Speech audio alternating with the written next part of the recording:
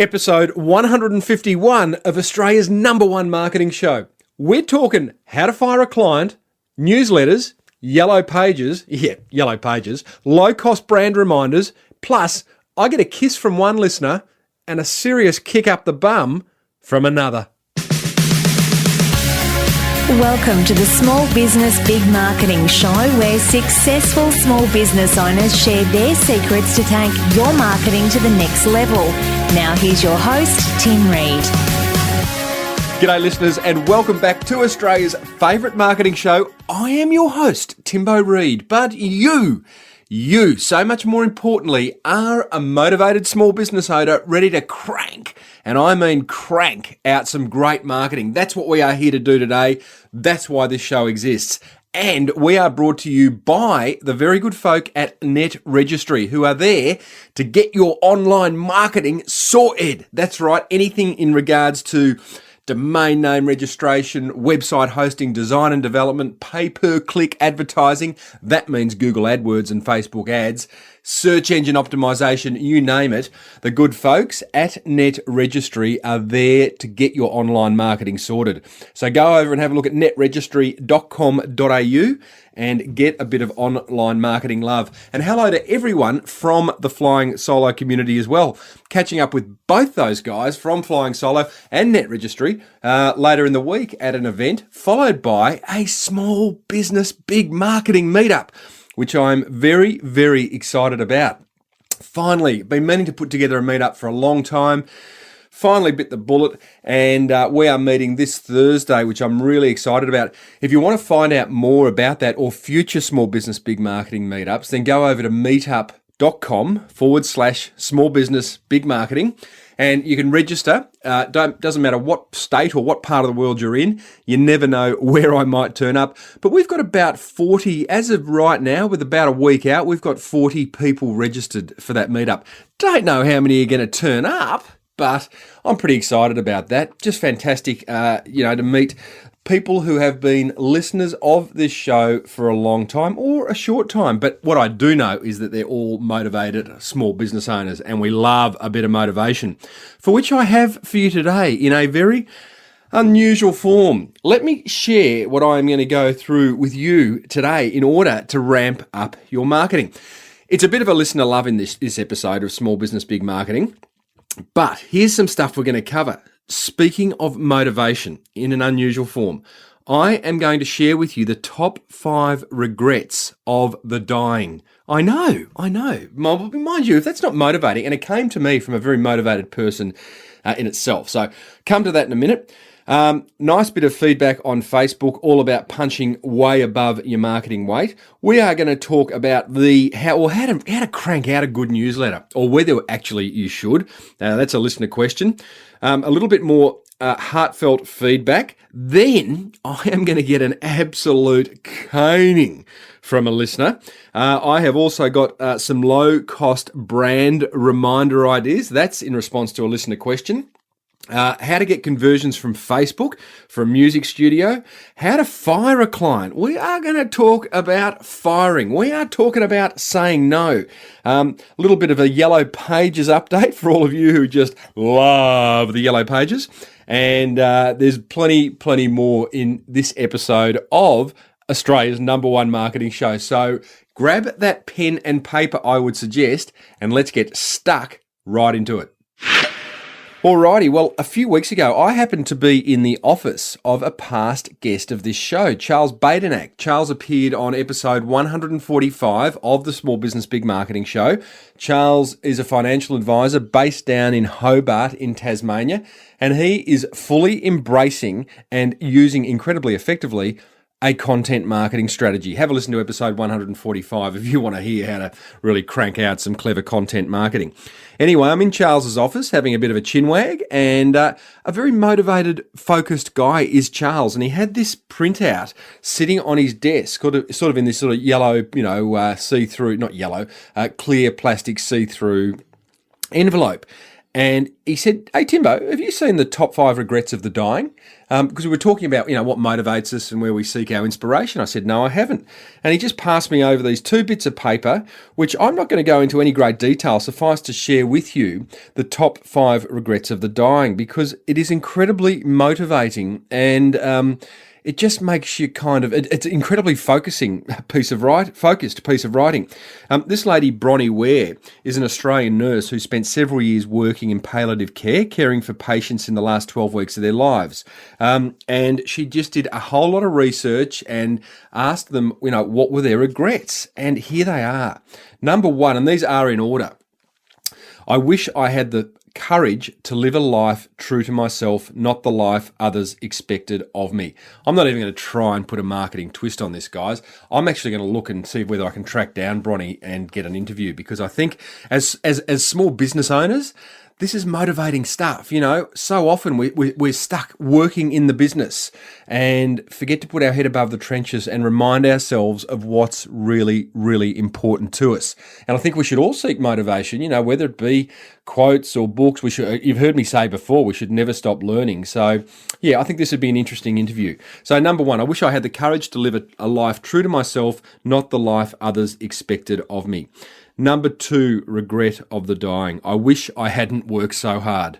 Wow. Hey, what about that? Every small business owner out there listening to this is working their proverbial off. And sometimes we just got to ask ourselves, are we working too hard? Are we working on the right stuff? Number 3, I wish I had the courage to express my feelings. There actually are so many marketing spins I could put on this, but I'm not going to do it right now at the expense of cheapening what are some pretty motivating kind of reminders. The number 4, the 4th regret of the dying: I wish I had stayed in touch with my friends. And number 5, I wish that I had let myself be happier. What about that? I'll put these in the show notes to episode 151 of the Small Business Big Marketing Show.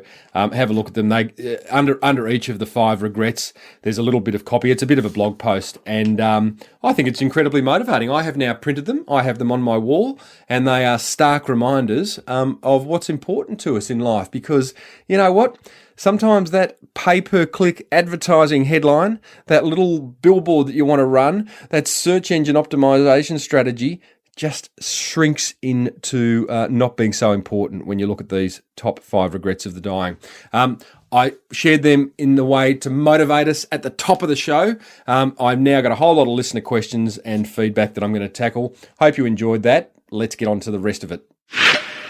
Alrighty, I should have said up front, by the way, that the reason there hasn't been a show out for a couple of weeks, and thank you to listeners who have been emailing me and saying, "Where are you, Timbo?" I just got taken down by an incredibly rough old flu. Couldn't talk, had a head full of cold, aches and pains. I think it was a little bit more than the man flu. I'm going to put my hand up and say, yeah, look, there was a bit of man flu involved, but mainly it was just a nasty flu, and it's still got a bit of it, but I'm back punching above my marketing weight. All right, now I've got a listener question here from young Ronnie Covenants, I should say. I always get Ronnie's name wrong. Long-time listener of the show, and he's got a great question, which I know many of you have around newsletters. He says, "Hi Timbo, trust you are well, and I know keeping busy. Some advice, please. I have been using a chap to help me with the newsletter, and he is charging a bomb. Need probably a cheaper alternative. I am also not sure whether it should be monthly as we are currently doing. I'm conscious of overkill. Any thoughts on or advice on the strategy moving forward? Cheers, Ronnie." Well, Ronnie, number 1, I'll give you 8 points. Number 1, get clear on why it is you're doing a newsletter. I am not a raving fan about newsletters. I'm assuming by a newsletter you mean an email newsletter, that kind of colourful thing that goes out to people. Many businesses send out lots of colours and pictures and headlines and all sorts of stuff going on. Number 1, get absolutely clear on why you are doing a newsletter. What's the objective behind it, and what's in it for the recipient? Now, that leads me into the next point. Ensure it offers extreme value. It must solve a problem. If it's a newsletter promoting upcoming events or a special that you've got on or that type of stuff, forget it. Leave those kind of newsletters to the Groupons and Scoop-ons and Catch of the Day type people, where people are expecting those kind of offers. But I think a newsletter for a small business like yours, Ron, and you're in commercial asset finance, I reckon it needs to add value. It needs to educate the recipients on what's going on in the commercial finance market and help them make more informed decisions. Not using fancy language or industry speak, but just using good old common language and helping. Remember, we only listen to one radio station, and it's called WIIFM. What's in it for me? Number 3, Ronnie, don't overcrowd it, mate. One message, I reckon. I'm really strong on this. I'm finding with emails that I send out, and I don't send newsletters, I just send emails. One message emails seem to work the best. One message, one link. I've tried a number of different things, included 4 or 5 different things linking off to different parts of my website. But I think the one message, one newsletter or one email, one message seems to work best. So don't overcrowd it. That takes courage, because you think, there's so many things I do want to say. But remember how we consume information. That's very single-minded. Number 4, text, not pretty pics. I just think text is better than pretty pics. You can still do an HTML email, which allows you to have links in it, but get all the pictures and fancy headlines and colours and all that stuff out. I can't help but think, and I've said it before, that these fancy looking newsletter templates that come with a lot of these software packages like Aweber and MailChimp, I can't help but think they're there to justify people's existence as opposed to actually helping market your business. I see in organizations where an employee can go up to the boss and say, hey, look at this beautiful newsletter I've created. And it might look amazing, all fancy, but, as a piece of communication, it may break every single rule and just confuse and clog up the inbox and the consumer's mind, as opposed to helping them with good quality information. So I'm inclined to try a text email that just links off. So you text email one message that entices people as to what the email is all about, and then linking off to your website. You don't want them reading the whole email in their inbox, Ronnie. You want them to click off and go to a page on your website where the entire 100% of the article appears, because then they're on your website, then they can see other parts of your business, and then they are one step away from calling you or visiting you. So that's what I do there. Nail that subject line. It's so important to get that subject line right. That's what we see arrive in the inbox, and it's got to be enticing. And you would have heard me say before, listeners, Go to the newsagent, stand in front of the magazine stand, have a look at what Men's Health, Clio, Cosmopolitan, Vogue, BRW, all those magazines. Look at the headlines on the front cover, because they are nailing the headlines. They are getting those headlines to the point that are so enticing that you can't help at least pick up the magazine, if not buy the magazine. And that's the intention. So the structure of those headlines are absolutely what we should be following. So nail the subject line. All right, keep it short. My seventh tip, keep it short. You've got to, like our attention spans these days are so limited. So I would be looking at good use of subheads, bullet pointed text, bold key phrases, but keep it really short, because we tend to skim read. And lastly, number 8, enable replies. Whenever I send an email, I always put a PS, hit reply, I'm waiting, got a question, hit reply. So many emails we get say, do not reply. They're non-replyable emails. I don't get that. As a business, if you are sending an email out to a list and interrupting their day, then you could at least give them the opportunity to reply, maybe with a question or an inquiry, some feedback, whatever it is. So, I think that's really important, and not only enable replies, but also let people know that they can reply. So, Ronnie, thank you so much for your email. And listeners, if you want to check out Ronnie, go over to Ron, I'll spell it. So his website is Ron, then CHOWANETZ.com.au, and he can sort, I reckon, all your kind of commercial finance stuff out right there. You need to buy a tractor, and you all do. Head over and talk to Ronnie. All right, thanks for your question about newsletters, Ron. Alrighty, well, the Small Business Big Marketing Forum is rocking along. There's plenty of motivated small business owners in there cranking out some great questions about their own business and answering questions on behalf of other small businesses who are wanting to do great marketing. We've added a couple of things of recent days. I had a bit of a fireside chat with David Council from Inferno Marketing down in Tassie. There's a bit of a Tassie theme happening here.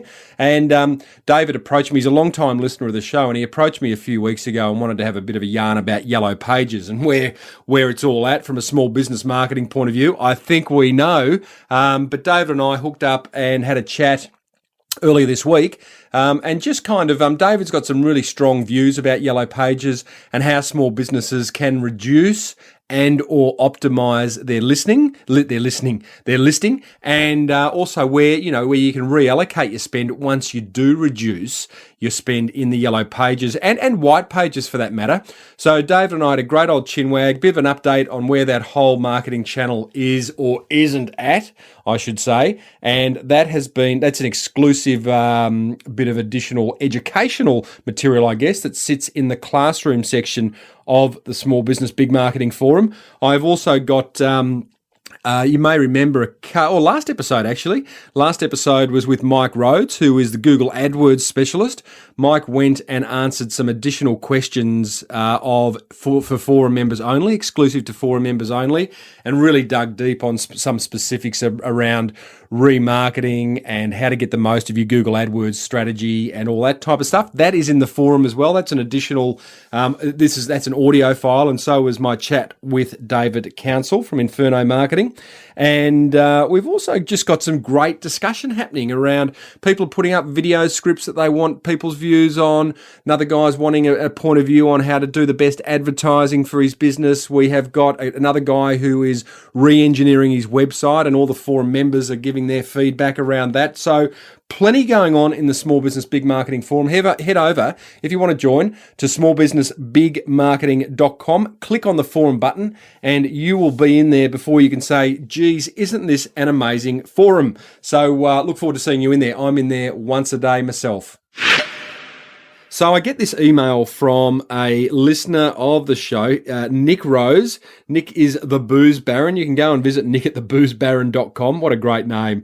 And Nick, I know, enjoys the show, and so much so that he wanted to share a little win that he had as a result of listening to the Small Business Big Marketing show over recent months. Look, it feels a little bit of a navel gaze for me to share this with you because it's a beautiful, beautiful piece of feedback that really touched my heart. But I also want to share it with you to hope you find some motivation from it, because what he's done is just gone and done something around his marketing. He's gone and got stuff done, and that's what I aim to do when I produce an episode of this show. I want to move you into action and want you to realize that some of this marketing stuff that we talk about isn't necessarily that hard. You see, I know that most small businesses have these limiting beliefs around a lack of time, a lack of money, and a lack of knowledge that stops them from doing great marketing. And I kind of want to put the cobwash on that and prove that it's not true. And let me share what Nick's written. He says, "Hey, Timbo, just wanted to share something with you. I just completed my first real outsourcing gig. A huge task in my mind became a Fiverr solution, and I am getting real ka-ching moments today because of it." Fiverr is a simple outsourcing site you can go to. "The freedom, achievement, and self-belief that came from something so small blew me away. I never would have bit the bullet and hired out the task without your podcast." Well done, Nick, for biting the bullet, mate. Major first step. "I would never have redesigned and SEO enhanced my site without you, putting that information out there. It's a long way to go yet, but with everything else that has happened this year and my obsession with trying to do too many things, this small victory just had a huge impact on me." We have got so much going on, and we do have this obsession about having too many balls in the air, and we as small business owners do try to do everything ourselves.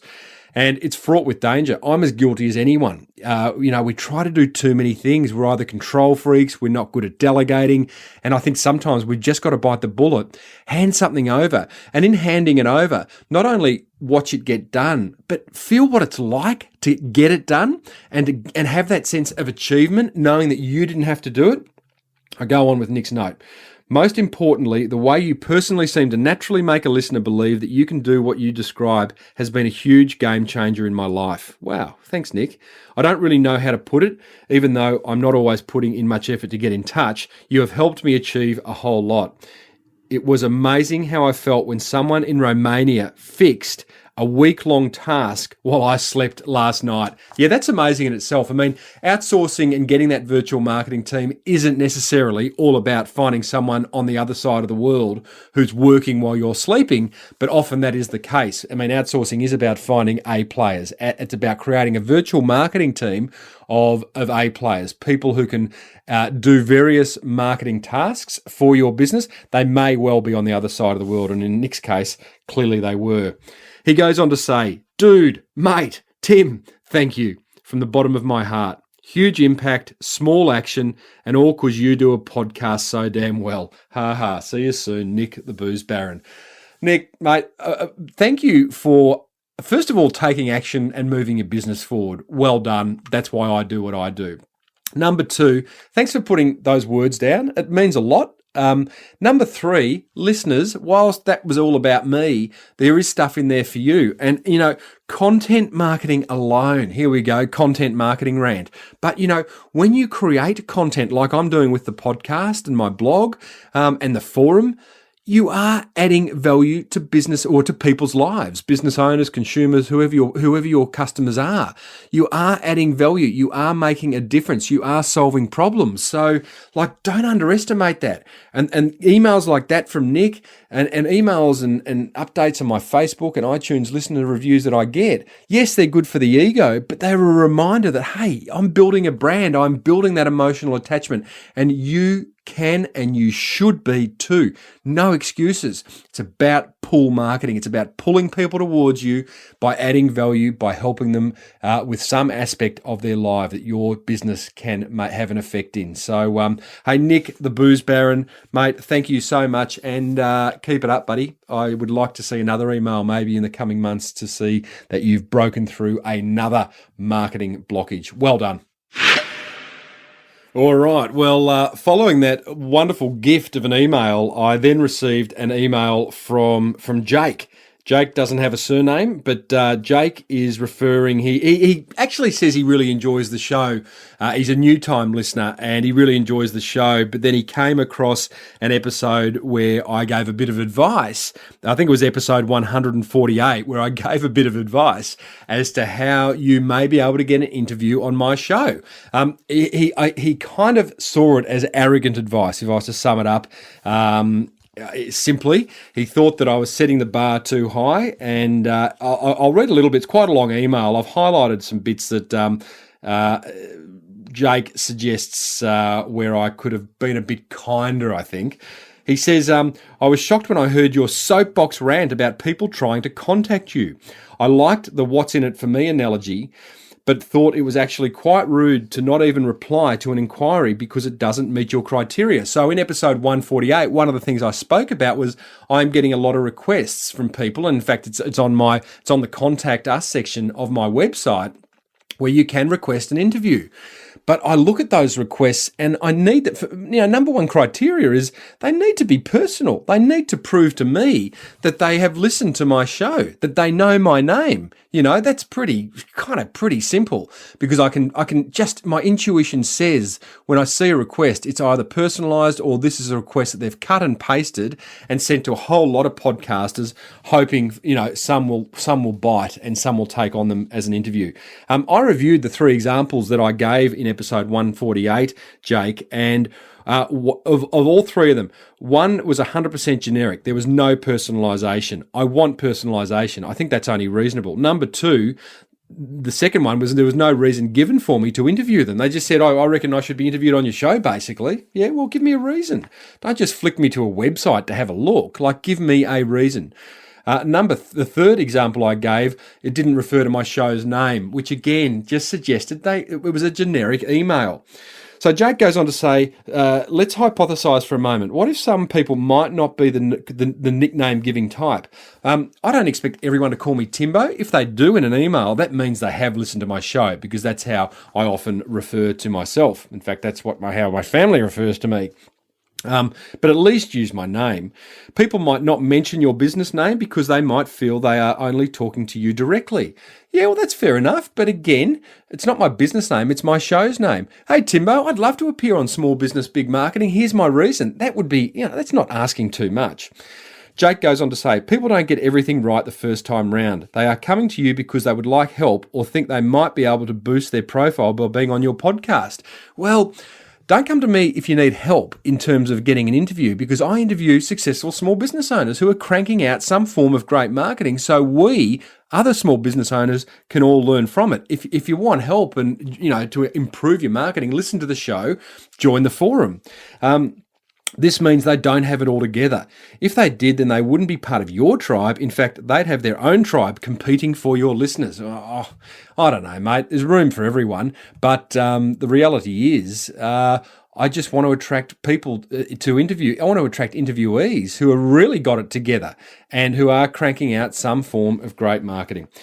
To cut my rant short, why ruin your great work by making your listeners feel belittled? Well, certainly I don't ever mean to do that. And they have to qualify to meet your standards, in inverted quotes. You drew me in on episode 149, but have almost lost me on 148. Oh, Jake, well, it'll be interesting to see whether you hear this. I hope you do, mate. He goes on, I'm going to put the shoe on the other foot now. What are you, again, inverted commas, going to do to keep me, inverted commas, listening to your show? You mentioned that you have a short attention span. Mate, I sure do, and like things to be kept short. Why assume your listeners are any different? I could pick any podcast to listen to. Why should I listen to yours? You don't have to, Jake. You don't have to, mate. But every time when I push the microphone, every time when I push that red button on the microphone to hit record, I just wanted to create quality content that helps small businesses improve their marketing return on investment. So if you want a reason to listen to the show, and Jake, I'm assuming you're a small business owner, you say you've got an accounting and financial planning firm, then, mate, that's why you would continue listening to this show. But I'm not going to force you. But I just wanted to respond to that because not all the feedback I get is roses. Sometimes I get a kick in the head. And, mate, Jake, bottom line, mate, I really appreciate you coming on board. I know you're enjoying the show, going by the rest of your email. But there are times when, I like to set some standards, and that's what I did in episode 148. Thanks, Jake. Alrighty, I have got a listener question around the whole area of branded merchandise. It comes from Stephen. Stephen is at peninsula-acupuncture.com.au. That's peninsula-acupuncture.com.au. And I'm guessing that is pretty close to my local area. I live on the Mornington Peninsula. He says, hi, Timbo. He listens to the show. I discovered your podcast about a month ago and have been listening to it religiously every week since. Thanks a lot, Stephen. Great tips and advice so far. Yeah, so far. Wait though, mate. There's more episodes coming. I run a natural medicine practice in Melbourne and recently paid to have fridge magnets and pens produced with my company logo and contact details imprinted on them. Just wondering what low-cost physical branding reminders you use or could recommend to keep my business in people's minds in the future. Steve, I don't use them, but there's other listeners that do, because I put it out on the Small Business Big Marketing Facebook to get a bit of an idea. Number one, I'm not a massive fan of these things, pens and stress balls and rulers and key rings and, all that type of stuff. Not a big fan. I think money could be better spent elsewhere. Hello to all you merchandising companies out there. Feel free to call me and challenge me. But the reality is, I don't know, hard to measure. Probably to me, they'd be a secondary marketing medium. Not bad. I suppose if you've got a conference or an expo coming up and you want to stuff a show bag with some stuff, then that's a good place to start, but it can get pretty expensive. Now, suffice to say, I did put it out on the Facebook and I have got a whole lot of listeners, God bless them, come through with some ideas. So let's go through them, Steve, and see what they say. So Kirsty Wilson says, I haven't gone down this track myself for Interim Business Solutions. That's her company, but I do love the Journey Jottings fridge magnets. Oh, that must be a good fridge magnet. Max Smurden Hello, Mac. He says, for my home housekeeping business, personal housekeeping services, I have stickers with our logo that go on our fresh muffins. There's such a hit. Client really appreciates the extra personal touch. That's a great idea. Stickers on fresh muffins for a house cleaning business. Lawrence Petroni says gumball machines or post-it notes. Lainey Kelly says, for a plumber's business, we did tap-shaped fridge magnets. The quirkiness of the shape meant it was a keeper. In fact, I still use mine. Yeah, I think where you have a business where people need that phone number for emergencies or during important times, fridge magnets, I guess, can be really effective. We have got Ronnie Chownitz at Covenants. We answered a question from him earlier. He suggests notepads. Yeah, notepads are a useful thing. Matthew Smith says, although I supply these products to my clients, do the design and organise all the printing, I have never ventured into doing them myself. Although I do have pens, I think fridge magnets, although slightly more expensive than business cards, are more useful, durable and memorable, as they are a little bit different. And if you have them as a novelty shape, even better. Yeah, that's fair enough. He also likes plastic business cards. He thinks they're a bit funky. Nadeem says, I have done pens and also microfiber cloths to clean phones, etc. Yeah, that's a nice idea. That's useful. I think when you create some merch, it's got to be useful. Adrian says USB flash drives. Heather Smith, previous guest of the show, says, instead of business cards, I give out bookmarks. After all, she's an author. She writes books. That's a good idea. I like bookmarks. They're useful. Leah Molden says, shopping list magnet holders with a pad of paper for a supermarket or shopping centre list. Fantastic. So there's some ideas from listeners, Steve. I would also suggest those, given the business you're in, those life bands, those wristbands that we're seeing all over the place these days, they would be a good one. Ones that can track your walking or track your sleeping habits or movements. I think that would be a really good idea. Steve, again, mate, if I were you, given the business you're in, you've got a natural medicine practice, some other low-cost marketing ideas, get a podcast. I'm going to recommend this to every single listener that comes in with a marketing question. You just got to get a podcast. It's easy. It's high value, high perceived value to the recipient, low cost to you, the creator. It's a great way for you to share your knowledge. I wonder whether Facebook, Steve, would also be good. You could have a daily natural remedy. You could share some elixir recipes, inspirational quotes. You could bust some myths. Go to the Small Business Big Marketing Facebook, facebook.com/Small Business Big Marketing. And I use that to share the lighter side of marketing, where I share funny headlines, packaging, customer service stories, etc. So maybe you could do something similar to that in your area of expertise, Steve. Run some educationals, mate, in at your business of an evening or at lunchtimes at bigger firms in your local area, and educate people on natural medicines.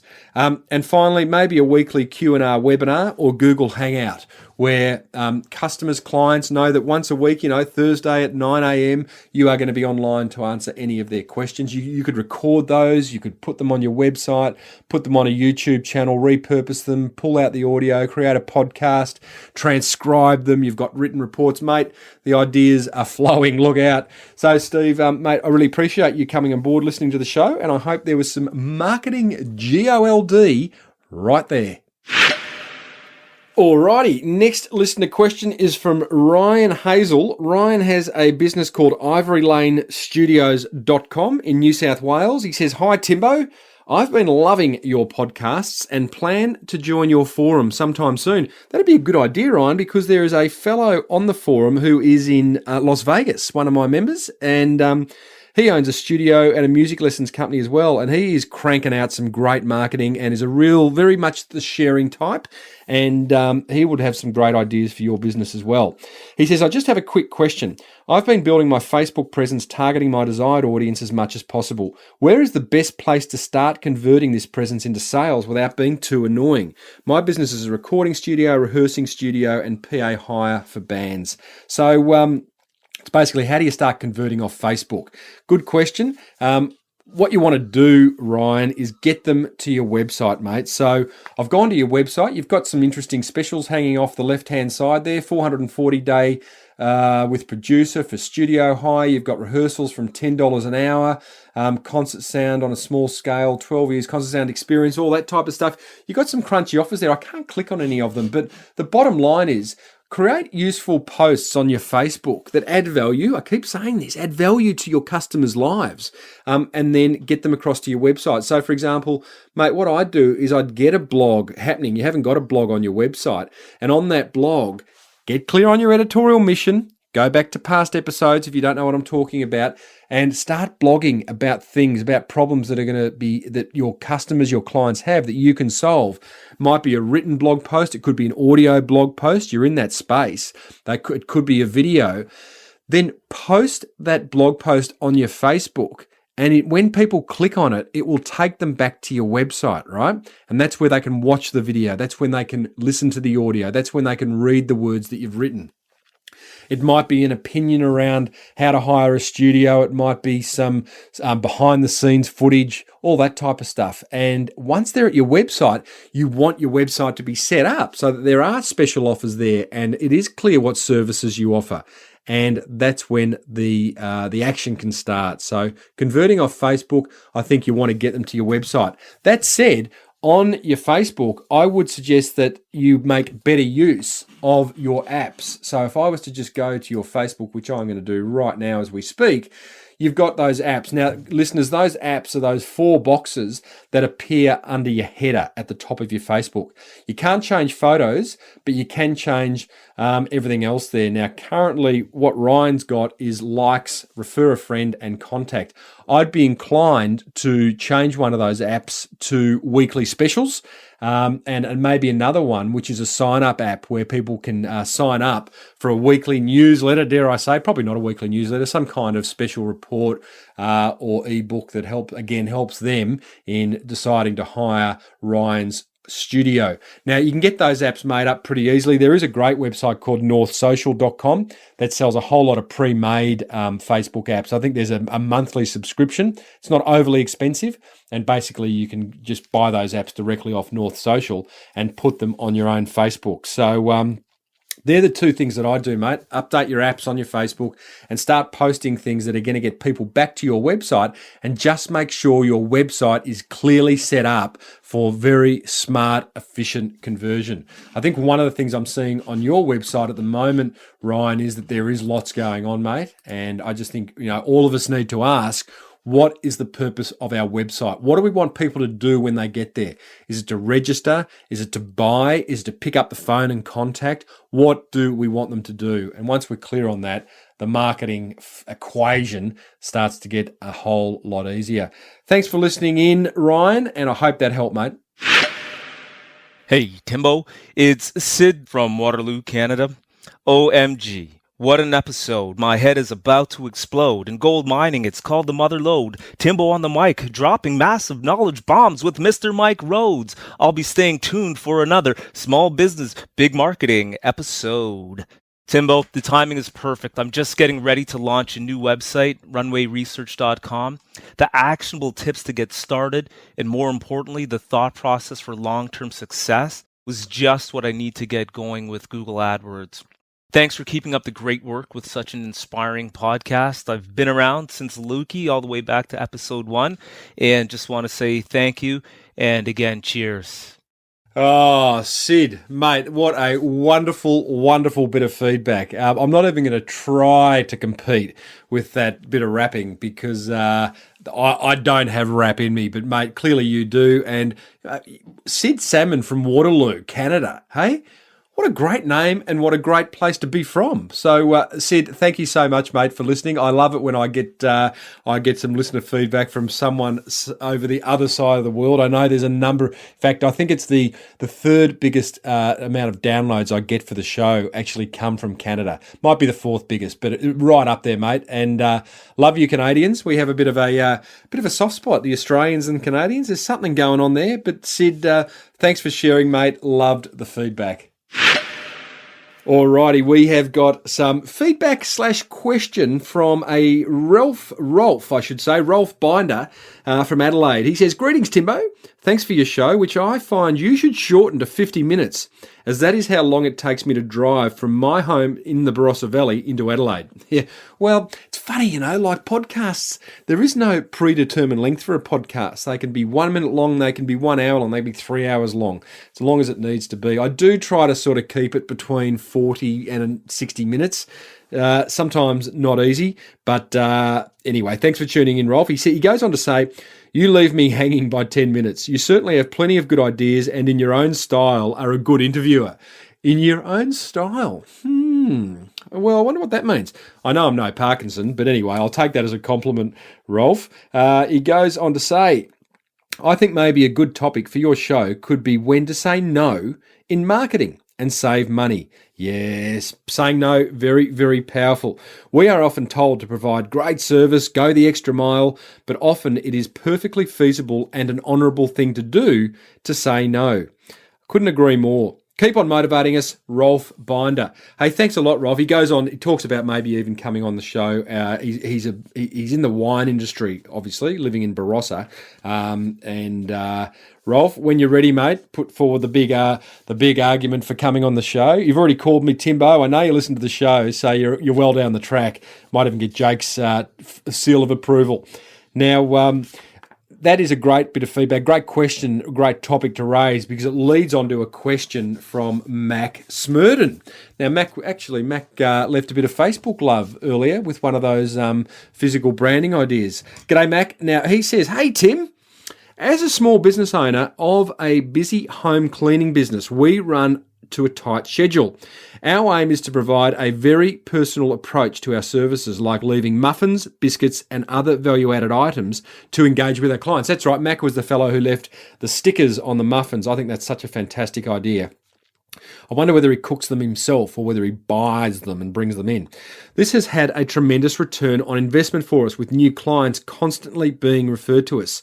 Sadly, though, we are operating at capacity and don't plan to expand till I finish my business degree next year. Well, not sadly. I mean, if you listen to episode 143, Mac, where I interviewed Matthew Michaelvitz, he built a business. He built the the highest turnover business 4 years ago in Australia. What was it called? And it was an IT business. Suffice to say that his advice around pricing and when you get to capacity is put your price up. Don't stop taking any more customers. Put your price up. Gutsy move, because obviously you don't want to annoy some really good, long-time, loyal customers. But for future customers, you put your price up. And if they take it, then happy days. If they don't, then nothing lost. We have, however, Matt goes on to say, we have, however, one customer that doesn't appreciate all the extra things we do and constantly demanding things well beyond our means. I have tried to clearly state our situation and manage this client's expectations, all to no resolution.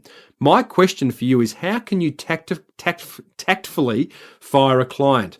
By letting this client go, we can take on a new client who is on our waiting list. Your advice would be appreciated. Keep up the brilliant work, Mac. How do you tell him? You just tell him.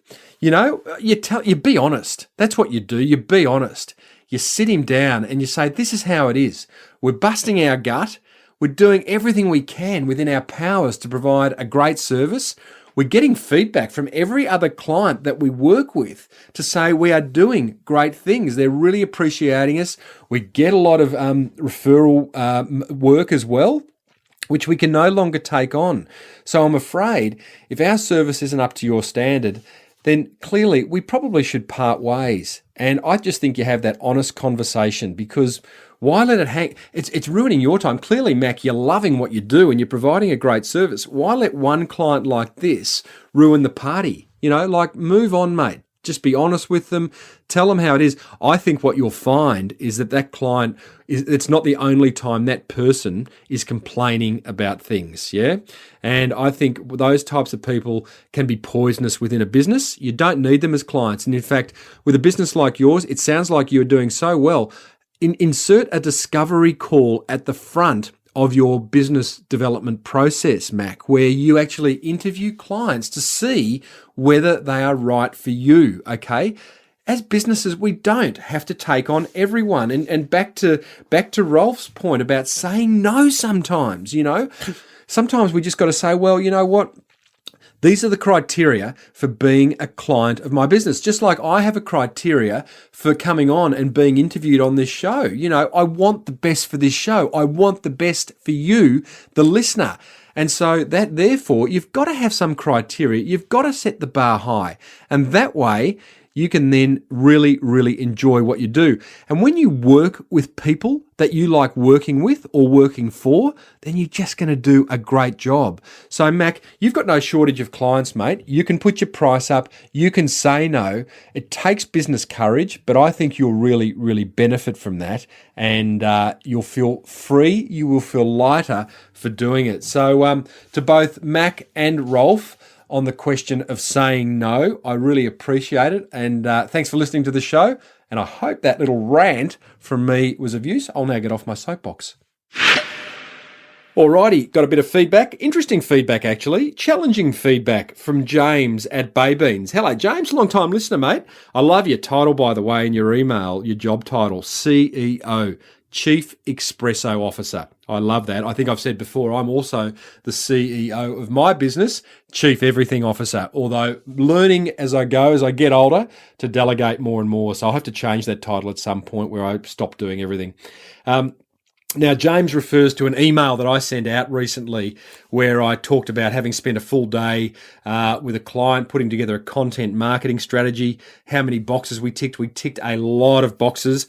I go on to say in this email it was a big day. We even agreed on a way to make all this happen without causing unnecessary pain, time-wise or financially. But 4 weeks on and nothing had been done. I then go on with a bit of a rant about how we all get sucked back into the busyness of life. James challenges me on this email. He says, yeah, but 4 weeks on and nothing has been done. Mate, that's a reflection on you. The customer obviously wasn't compelled to act. Oh, kick in the guts, James. He says, me, ? I hang on every word you say, but I understand you and filter out the bits I don't agree with. Keep up the great work. I love that. Yeah, look, what can I say? When I read it, I thought, oh, well, he's got a point there. But I actually know for a fact, James, that client really was sucked back into the busyness of his work. And I've rung him a couple of times since. In fact, once I rang him after I received that email from you just to double check that he was totally into the strategy that we developed. And he assures me that he is, and that he really was just sucked back into the vortex of his work. So, it will be pursued, and it was a good email though. It was a good wake up call, because sometimes we can blame everyone but ourselves, and sometimes we've got to have a good hard look in the mirror, don't we, James? Now, mate, still waiting on that kilogram of beans to be delivered once a month from you. I know you've been listening to the show for a long time, so anytime, buddy. P.O. Box 989, Mount Eliza, 3930. Happy days.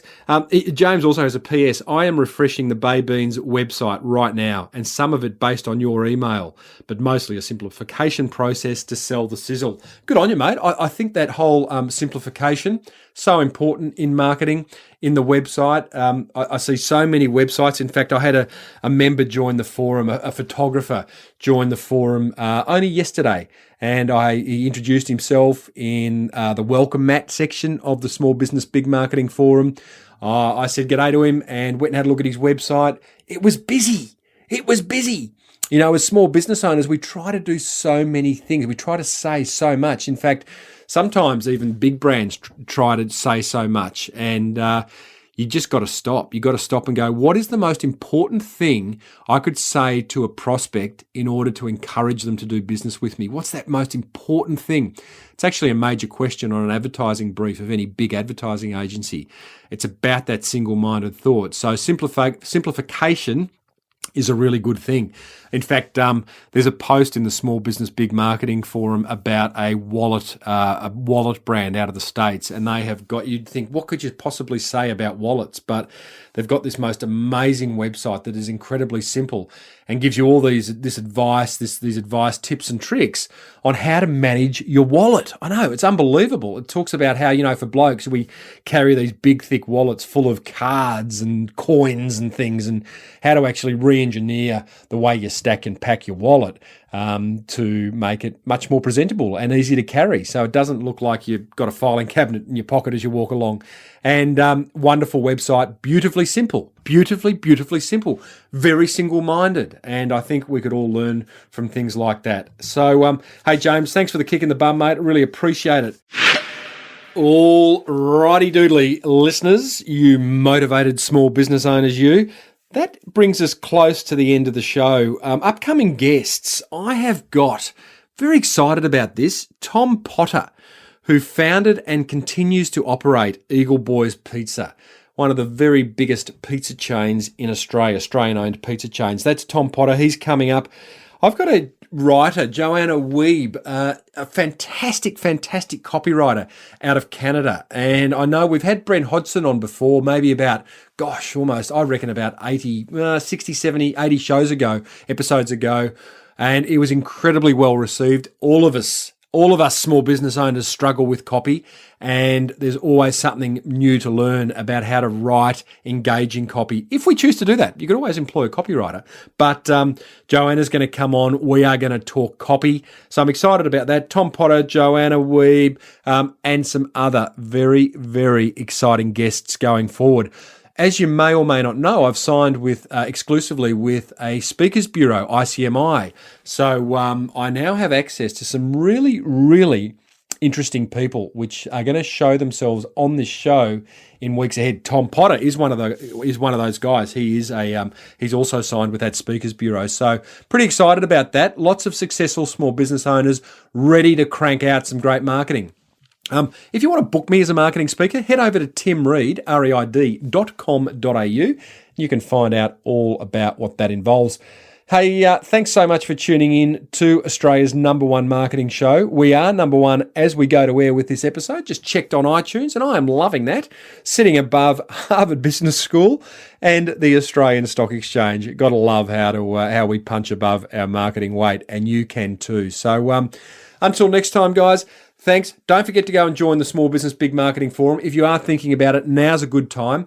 I can't wait for the meetup this Thursday in Melbourne. If you are wanting to catch up with myself and other listeners, go over to meetup.com/small business big marketing. Just register. It's free. And if I am going to set up another meetup in another state or another part of the world, it might just be your part of the world. So I would love to meet you at some point. All right, I reckon that's enough. Love your work. May your marketing be the best marketing, and I'll see you next week. You've been listening to the Small Business Big Marketing Show with Tim Reid. Want more marketing goodness? Then visit smallbusinessbigmarketing.com.